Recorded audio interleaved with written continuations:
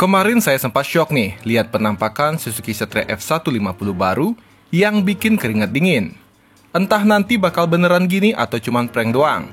Mungkin mau menyesuaikan dengan tagline Suzuki dengan tajuk Way of Life. Cuma, kalau motornya beneran seperti ini sih, Way of Perintah Van Life. Faktanya memang setelah tahun 2000-an belasan adalah masa sisa-sisa keemasan Suzuki, hingga kini tak tersisa lagi. Nah, tapi sekarang saya nggak akan membahas Suzuki saat ini, melainkan saya akan mengajak kalian kembali ke beberapa puluh tahun yang lalu, ke era sebelum masa keemasan Suzuki. Ia datang dengan teknologi juara di era 2 tak, hingga menjadi salah satu pabrikan yang paling disegani di Indonesia.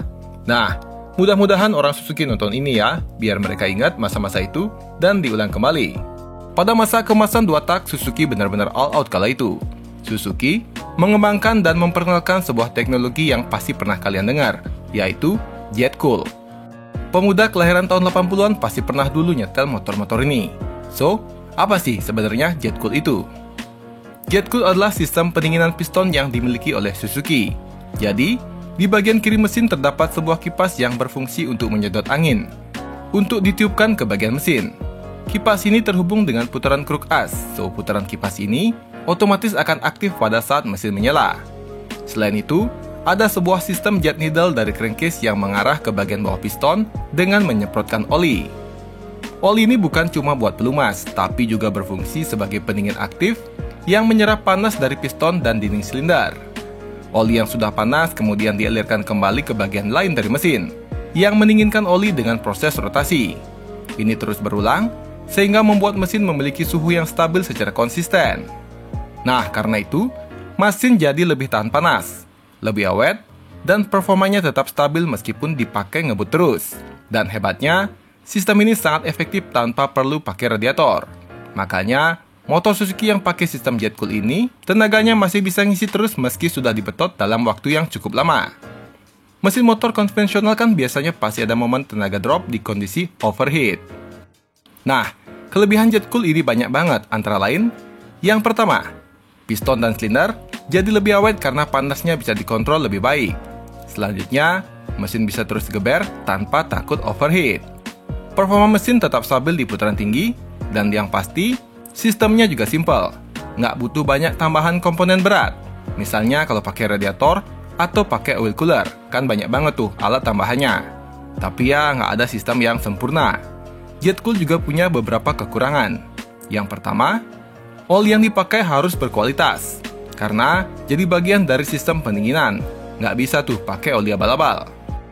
Perawatannya juga harus teliti, terutama di pompa oli dan jalur oli Jet Cool harus selalu bersih dan berfungsi.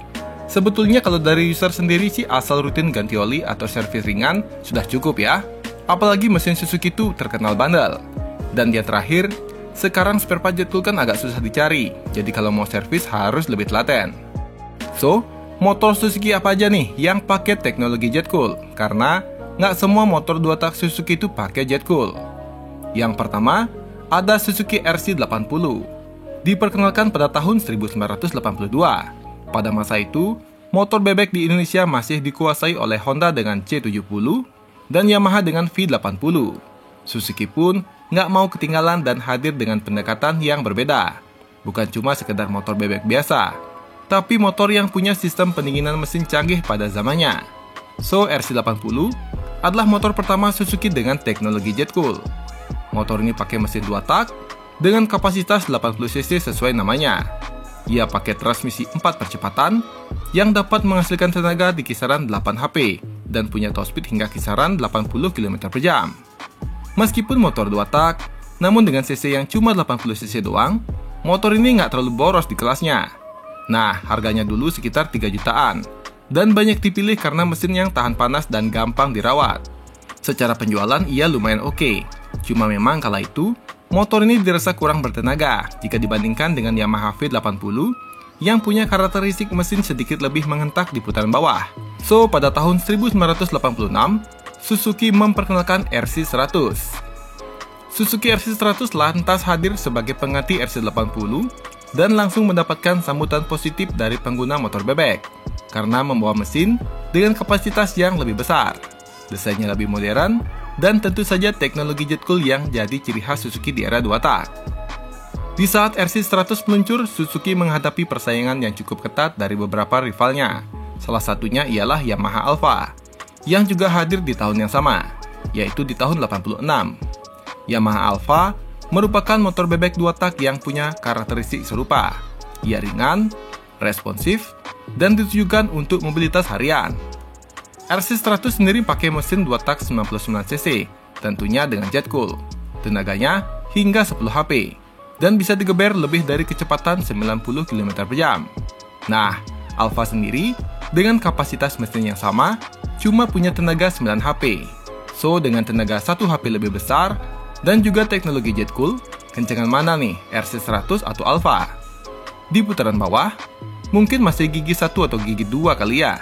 Yamaha Alfa konon sedikit lebih unggul, cuma saat masuk ke putaran atas, RC100 akan perlahan meninggalkan Alfa, karena ia punya top speed yang lebih tinggi. Dan dengan jet cool, tentunya bikin performa lebih stabil walau dipakai ngebut lama. Kalau ngadu konsumsi bahan bakar, kedua motor ini sama-sama bisa menempuh 35 hingga 40 km per liter dalam pemakaian normal ya.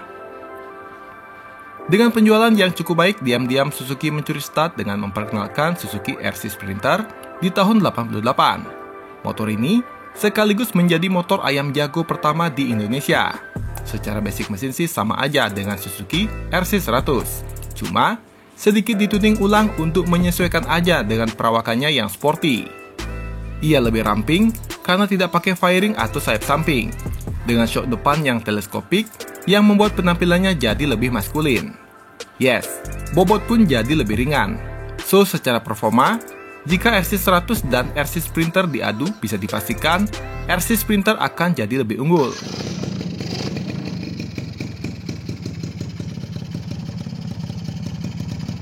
Nah, butuh waktu 2 tahun bagi Yamaha untuk meracik motor yang setara dengan Sprinter. Tepatnya pada tahun 90. Yamaha CHAMP hadir atas dominasi Sprinter. Desain CHAMP lebih modern. Di bagian depan pun sudah menggunakan pengereman model cakram. Dan di bagian tengah ke belakang, persis Yamaha Alfa. Secara look sih saya lebih suka CHAMP ya. Dan di bagian knalpot bahkan ia sudah pakai knalpot racing. Nah, yang berbeda ialah di bagian mesin.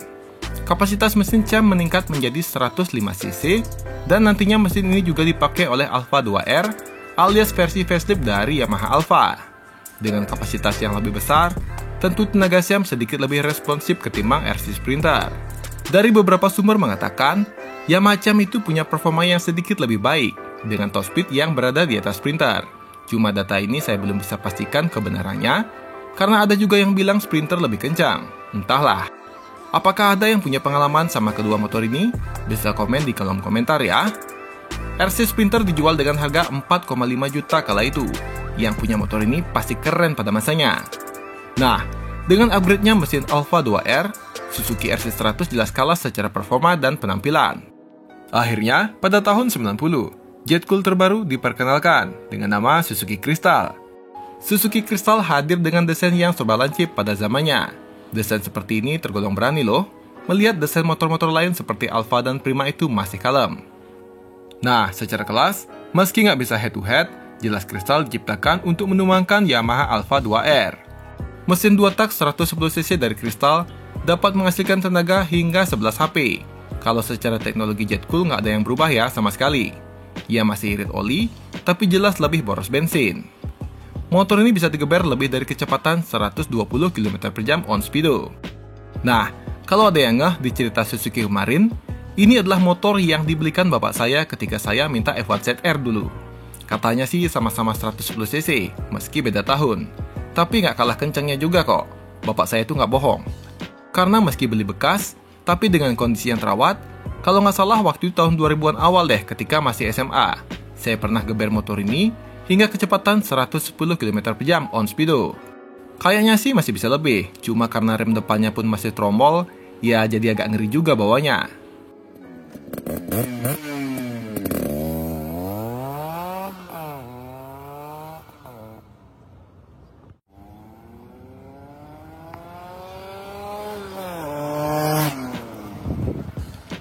Nah, Alfa 2R jelas bukan lawan yang seimbang bagi Crystal. So, di tahun 92, Yamaha memperkenalkan Force One, sebuah motor bebek sport 2 tak yang punya mesin 110 cc. Tampangnya sudah jauh lebih sporty jika dibandingkan dengan Alfa. Dan yang terpenting ialah teknologi yang diusung, siap melawan jet coolnya Suzuki. Yamaha pakai YPCS atau Yamaha Performance Cooling System. Sistem ini sih menurut saya mirip ya dengan jet cool. Dan jika kalian perhatikan sejak generasi Force One, ada sebuah kipas yang berputar di bagian kiri mesin yang jelas berfungsi untuk mendinginkan mesin dengan angin yang semakin motor digas, semakin kencang juga putaran kipasnya. So, saat motor menyala, teknologi ini membuat mesin tetap dingin meski saat digeber dalam waktu yang lama. Performa tetap terjaga, dan boom! Motor ini tiba-tiba menjadi tren di kalangan anak muda. Mesinnya kencang, penampilannya cakep, dari segi penjualan, Yamaha Force One terbilang lumayan laku, dan ia kerap kali mendominasi di ajang balap road race nasional. 2 tahun berselang, di tahun 95, Suzuki menjual Bravo sebagai penerus atau facelift dari RC100. Ia punya desain yang lebih ramping dan lebih simpel, meskipun secara kasat mata, sulit nih membedakan RC100 dan Bravo. Namun Bravo punya garis atau lekukan yang lebih membulat. Nah, di bagian dapur pacu, ia masih memakai mesin 2 tak 100cc jet cool seperti SC100 yang cukup bertenaga dan enak dipakai harian. Bravo terkenal lincah dan irit oli. Suzuki menjadikan Bravo sebagai tulang punggung kala itu. Harganya murah, performanya oke buat harian. Cuma untuk melawan Force One, di saat Crystal dirasa kalah dari Yamaha, Suzuki dengan cepat menyiapkan produk jet cool terbaru mereka yang secara performa itu jauh lebih bertenaga dari Crystal dan juga Force One. Akhirnya, pada tahun 95 Tornado GS diperkenalkan. Walaupun GS memakai mesin yang sama dengan Crystal, namun GS punya output atau tenaga yang lebih besar terkait mesin yang lebih disempurnakan.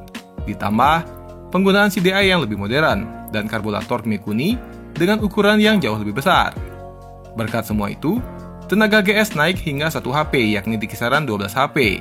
Begitu juga di bagian torsi yang lebih nendang. Suzuki juga menjual varian yang lebih ramah dengan nama Tornado GX. Motor ini menggunakan mesin 100cc, sehingga ia lebih enak dipakai harian. Kombinasi mesin yang powerful dan bodi yang semakin aerodinamis membuat Tornado GS jadi lebih stabil dan lebih percaya diri kalau bawa motor ini, karena ada pilihan ring cakram di bagian depan. Tornado bisa digeber lebih dari kecepatan 120 km/jam on speedo. Nah, banyak yang bilang secara performa, memang Tornado lebih nendang ketimbang Force One. Di ajang road race pun siapa sih yang nggak tahu keganasan Tornado? Tapi hal itu berbanding terbalik dengan penjualannya. Tornado GS tuh nggak bisa mengalahkan Force One. Terlebih ketika Yamaha menggantikan Force One dengan F1 ZR. Dengan pilihan kopling manual dan tampang yang jadi jauh lebih futuristik. Terbukti, dengan F1 ZR itu menjadi salah satu idola remaja di awal tahun 2000-an. Tapi ternyata, Suzuki jelas nggak mau kalah dong ya. Karena diam-diam pada tahun 97 Suzuki memperkenalkan Satria 120S. Motor ini tentu diposisikan berbeda kelas dengan F1 ZR. So di kelas 110cc 2 tak, otomatis Yamaha F1 ZR menjadi rajanya. Sesuai namanya, Satria 120S memiliki kapasitas 120cc 2 tak dengan 5 percepatan semi-otomatis yang dapat menghasilkan tenaga hingga 13 HP.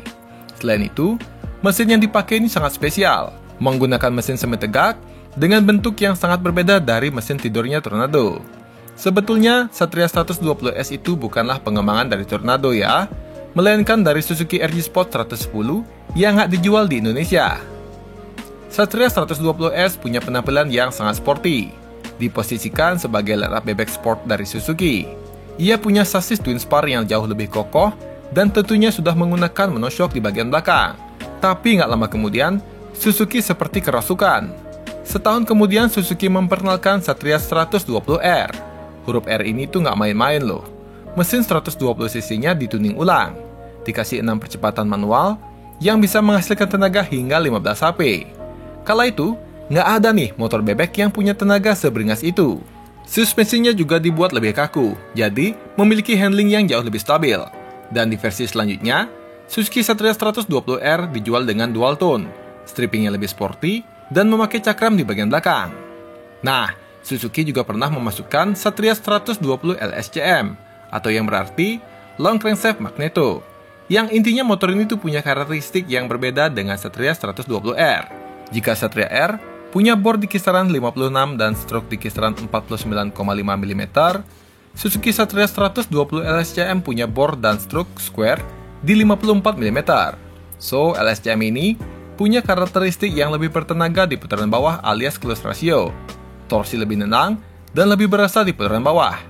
Berbeda dengan 120R yang lebih teriak di putaran atas. Secara penampilan pun, LSCM itu lebih modern, lebih lancip, dan sudah dilengkapi dengan RPM meter. Cuma, LSCM ini statusnya impor dari Malaysia, so populasinya termasuk langka, karena cuma dijual di tahun 2004 hingga 2005 saja. Dan semua Satria 2 tak ini pun memakai sistem jet cool yang bisa kalian lihat terukir di bagian kiri mesin. Setelah era Suzuki Satria 2 tak, Suzuki kala itu malah memilih untuk mengembangkan motor 4 taknya bersama Shogun, yang otomatis membuat Satria adalah generasi terakhir dari mesin legendaris jet cool. Ya, meskipun teknologi jet cool harus berhenti akibat regulasi, tapi yang pasti, jet cool tetap jadi bukti kalau Suzuki pernah punya teknologi mesin 2 tak yang keren dan inovatif.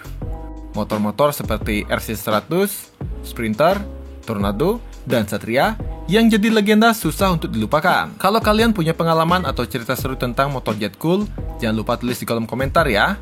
Well, sekian video kali ini. Like jika kalian suka, dan subscribe bagi yang belum. Sampai jumpa di video selanjutnya. Terima kasih.